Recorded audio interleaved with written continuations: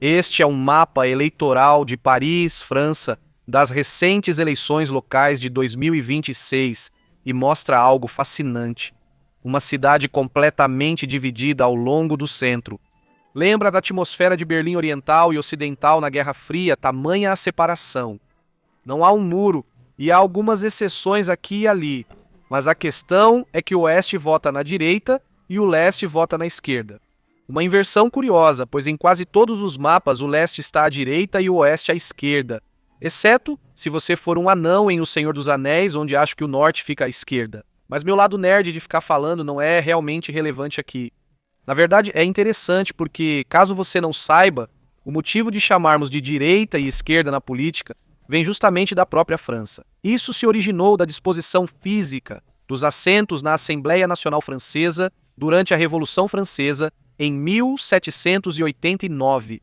Os delegados que apoiavam o rei, os monarquistas, e defendiam a manutenção das estruturas sociais tradicionais, sentavam-se à direita do presidente da Assembleia, enquanto aqueles que queriam mudanças radicais, incluindo a remoção do próprio monarca, sentavam-se à esquerda. Mas enfim, voltando à eleição de 2026, eu vi esse mapa aparecer no meu feed alguns dias atrás, depois que o candidato socialista Emmanuel Grégoire venceu a candidata de direita Rachida Dati por 50% a 41%. E eu simplesmente precisei me aprofundar para descobrir por que existe uma divisão política e geográfica tão clara aqui. Então, aqui está o que eu descobri.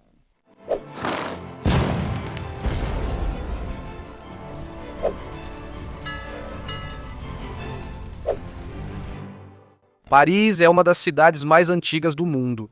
No entanto, curiosamente, ela só elegeu seu 15º prefeito até hoje. Isso porque, antes da Revolução Francesa, em 1789, a cidade era essencialmente governada por prebostes, 2 deles ao mesmo tempo. O preboste de Paris era nomeado pelo rei. Ele representava a vontade do rei e a lei nacional do rei. A segunda figura era o preboste dos mercadores, que representava os interesses comerciais da cidade.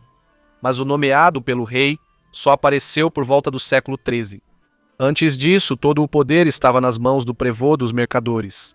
Além de regular o comércio da cidade, ele era responsável por alguns deveres cívicos, como a guarda das muralhas da cidade e a limpeza das ruas. O sistema era confuso, principalmente porque em certo momento surgiu uma terceira figura com poderes parecidos. Muitas funções de ambos os cargos de preboste foram transferidas para o cargo de tenente-general de polícia, nomeado pela coroa em 1667. Eu não sei, era apenas uma mistura e bagunça de quem fazia qual trabalho. Mas o último dos prebostes dos mercadores foi esse cara, Jacques de Flesel. Ele foi assassinado pelos revolucionários naquele mesmo ano da Revolução. Em 1789, ele foi linchado durante a tomada da Bastilha. Os revolucionários estabeleceram um governo revolucionário chamado Comuna de Paris, inicialmente liderado por Jean-Sylvain Bailly, o primeiro prefeito de Paris com esse título que eles elegeram. O cargo de prefeito era importante. Durante as fases críticas da Revolução e durante o período do terror de Robespierre entre 1793 e 94, foi muito decisivo na descoberta, perseguição e execução de todos aqueles suspeitos de serem contra-revolucionários. Muitos deles não eram contra-revolucionários, eles eram apenas inimigos de quem estava no poder. A Comuna de Paris foi um experimento fascinante. Ela merece um vídeo só para ela. Governou a maior parte da cidade por 2 meses. Ela enfrentou os invasores alemães e depois o exército francês, pois não reconhecia a República Nacional e tentou se tornar independente, sendo reprimida pelo próprio exército francês logo após a Revolução. Depois, um pouco mais tarde na história, é realmente interessante, mas não é sobre isso que estamos aqui para falar. Em julho de 1794, após o 9 de Thermidor, o golpe de Estado que depôs e executou Robespierre e seus seguidores, o cargo de prefeito foi abolido. Ele era visto como poderoso demais e uma ameaça ao governo nacional. E assim, houve um período que algumas pessoas chamam de longo silêncio. Ele durou de 1871 a 1977, E por quase um século, Paris foi a única cidade na França sem um prefeito, a única grande capital sem um prefeito. Ela era governada diretamente pelo prefeito do Sena. Ele era um funcionário do Estado. Isso foi uma medida deliberada do governo para neutralizar o potencial revolucionário da capital. O prefeito era, essencialmente, o que hoje chamaríamos de governador regional. Ele governava os subúrbios e não só a área metropolitana de Paris. Acho que o departamento do Sena existe até hoje, e ele supervisiona uma enorme área fora de Paris. Então você pode imaginar que os interesses da cidade não eram necessariamente a principal preocupação ao governar uma área tão grande. Durante todo esse tempo, Paris era a única grande cidade do país sem seu próprio prefeito. Tinha menos autonomia do que até mesmo a menor vila do interior. Eles começaram a eleger um conselho municipal um pouco mais tarde, no século XIX, mas ele não tinha poder efetivo. Mas, na década de 70, os parisienses disseram basta. Eles queriam seu prefeito de volta e o cargo foi recriado. Em 1975, o parlamento aprovou um projeto de lei restabelecendo um prefeito eleito para Paris a partir de 1977. O projeto de lei foi assinado pelo presidente Valéry Giscard d'Estaing em 31 de dezembro de 1975 e em março de 1977, após a primeira eleição municipal formal em mais de um século, o ex-primeiro-ministro Jacques Chirac foi escolhido como prefeito de Paris, cargo que ocupou até 1995, quando foi eleito presidente da França. Chirac era um político de direita, considerado centrista, moderado e conservador pela maioria. E o fato de ele ter passado de primeiro-ministro a prefeito de Paris mostra o quanto esse cargo é realmente importante e poderoso na política francesa. Ou pelo menos era, assim como os governos de um século atrás pensavam. Chirac foi o 11º prefeito de Paris, mas o primeiro da era moderna. Seu partido conseguiu continuar governando a cidade por um tempo, primeiro com ele entre 1977 e 95, e depois com seu sucessor Jean Tibéri até 2001. Mas depois disso as coisas mudaram. O socialista Bertrand Delano tornou-se prefeito em 2001. Quando o mundo estava entrando em um novo milênio, os parisienses começaram a se inclinar para a esquerda em suas crenças políticas. Delano governou até 2014 e foi então sucedido por sua vice, Anne Hidalgo, também do Partido Socialista e atual prefeita. Até agora, em 2026, quando um de seus próprios vice-prefeitos, Emmanuel Grégoire, venceu a eleição mais recente. Ele se tornará o 15º prefeito da cidade, o terceiro socialista consecutivo que mantém uma sequência de vitórias de mais de 25 anos, mas, embora sua vitória tenha sido bastante expressiva em termos percentuais, ele obteve 50,5% contra 40% e 1,5% do candidato de direita.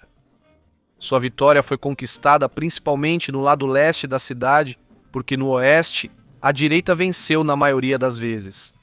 Há alguns pontos azuis no leste e vermelhos no oeste, mas é realmente notável porque você pode até ver como. A maioria dos eleitores de direita está concentrada nos bairros mais a oeste, enquanto a esquerda tem a maior parte de seus apoiadores nos bairros mais a leste e nordeste, com ambos desaparecendo em direção ao centro da cidade. Então, precisamos descobrir por que isso acontece. Como na maioria das coisas do mundo, isso tem a ver com a história. Neste caso, está principalmente ligado ao que aconteceu na cidade nos séculos 17, 18 e 19. Existem 2 ou 3 momentos específicos que são fundamentais para entender isso. Vamos aprender sobre o oeste primeiro. A predominância da direita no lado oeste da cidade tem a ver com riqueza herdada ao longo de gerações, de certa forma. Algumas pessoas chamam isso de reduto real. No século XVII, a corte francesa se mudou para Versalhes, que fica a oeste de Paris. Por causa disso, muitos aristocratas começaram a construir seus hôtels particuliers, suas grandes mansões na parte oeste da cidade, principalmente no 7º e 8º arrondissement, para ficarem mais próximos da estrada e da residência do rei. E isso transformou a área no centro da aristocracia da cidade, da alta classe e das altas finanças, enquanto no lado leste, um pouco mais tarde, aconteceu o oposto. E aqui Isso tem a ver com um elemento surpreendente: o clima. Os ventos predominantes em Paris sopram de oeste para leste. Por causa disso, durante a Revolução Industrial, a maioria das fábricas foi construída no lado leste da cidade, nos 11º, 12º, 19º e 20º arrondissementos, para que a fumaça, o cheiro e a poluição fossem levados para fora da cidade em vez de para dentro dela, e principalmente para evitar que fosse levada aos bairros ricos do oeste já consolidados. Naquela época, quem trabalhava em fábrica costumava receber uma moradia ao lado como parte do pagamento. Mesmo sem ser parte do pagamento, o ideal era achar uma casa próxima para evitar longas caminhadas ou trajetos até o trabalho. Isso causou uma concentração de pessoas da classe trabalhadora, muitos deles imigrantes, no lado leste da cidade. Mais tarde, nas décadas de 1850 e 1870, houve também a Reforma Haussmanniana, um enorme projeto de renovação urbana que basicamente criou a Paris que conhecemos hoje. Do ponto de vista arquitetônico, o processo demoliu muitos cortiços no centro da cidade e forçou a população da classe trabalhadora que vivia neles a se mudar ainda mais para as periferias norte e leste. Isso solidificou a segregação social e política da cidade. Agora, não é obrigatório que pessoas ricas votem na direita e pessoas pobres na esquerda. Existem exceções dos dois lados, mas não há necessariamente uma conexão aí. Pessoas ricas estão mais satisfeitas com o status quo e não precisam de políticas progressistas ou de um estado de bem-estar social para se beneficiarem. Pessoas ricas tendem a votar em partidos conservadores para manter o status quo, enquanto pobres defendem mudanças e um estado de bem-estar social, para que mais pessoas possam se beneficiar da riqueza de uma nação, em vez de apenas uma elite estabelecida e hereditária do 1% mais rico. Isso contribuiu muito para a divisão eleitoral. Com a volta do cargo de prefeito na era moderna, isso ficou claro. Agora, não consegui encontrar os mapas das eleições de 1977 ou de 1995, mas, pelo menos a partir de 2001, esse foi o caso. A esquerda vence no leste e a direita vence no oeste, todas as vezes. Também há um elemento importante aqui que são as casas ou apartamentos dos trabalhadores. No leste, tendem a ser menores, o que permite uma maior concentração de pessoas e mais votos. À esquerda, enquanto na parte oeste da cidade as pessoas ricas vivem em casas maiores. Elas podem ter famílias e lares maiores, mas eu não sei. Acho que há menos votos por quilômetro quadrado. De qualquer forma, é uma tendência também nas eleições nacionais para o parlamento. Nas eleições legislativas de 2024, o lado oeste da cidade votou no Coalizão de Macron, um movimento de centro-direita, enquanto o leste votou na coalizão de esquerda. A exceção foi a eleição presidencial de 2022, quando toda a cidade votou em Macron em vez da candidata de extrema-direita Le Pen. No primeiro turno da eleição, a situação foi outra. Isso mostra que até mesmo os eleitores de direita de Paris preferem um centrista a um extremista, e os eleitores de esquerda preferem votar em um direitista moderado do que deixar de votar ou permitir que alguém pior seja eleito.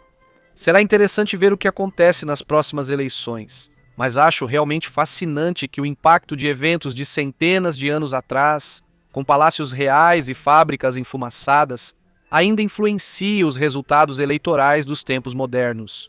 Sem falar no fato fascinante de Paris ser a única capital do mundo sem prefeito por mais de um século, ou sua breve tentativa de ser uma cidade-estado comunista independente.